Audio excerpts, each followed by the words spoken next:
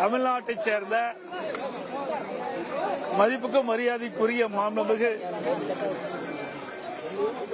மகாராஷ்டிரா ஆளுநர் சிபி ராதாகிருஷ்ணன் அவர்கள் இந்திய நாட்டினுடைய துணை ஜனாதிபதியாக ஜனாதிபதி தேர்தலில் போட்டியிடுவதற்கு வாய்ப்பு கிடைத்திருக்கின்றது. அதனால் தமிழ்நாட்டைச் சேர்ந்த அனைத்து நாடாளுமன்ற உறுப்பினர்களும் கட்சி பேதமின்றி மாண்புமிகு சிபி ராதாகிருஷ்ணன் அவர்களை ஆதரித்து அவரை வெற்றி பெற செய்ய வேண்டுமாய் அன்போடு இந்த நேரத்தில் கேட்டுக்கொள்கிறேன். இன்றைக்கு தமிழகத்திற்கு ஒரு நல்ல வாய்ப்பு கிடைத்திருக்கின்றது.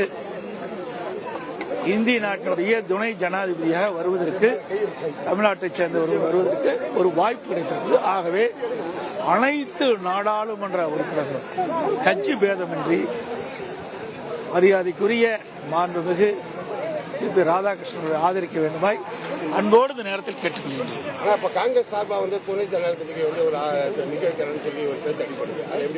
தெரியலையே. நான் தமிழ் இப்ப அறிவிக்கப்பட்டிருக்குது.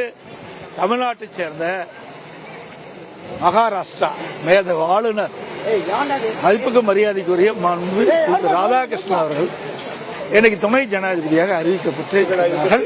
அவர் தமிழ்நாட்டை சேர்ந்தவர். அதனால தமிழ்நாட்டுக்கு ஒரு வாய்ப்பு கிடைக்குது. அந்த வாய்ப்பு நான் பேசி முடிச்சு சொல்லுவேன். ஒரு நல்ல வாய்ப்பு கிடைச்சிருக்கு. இந்திய நாட்டுடைய துணை ஜனாதிபதி ஒரு சாதாரண விஷயம். தமிழ்நாட்டை சேர்ந்தவருக்கு வாய்ப்பு கிடைச்சிருக்கு.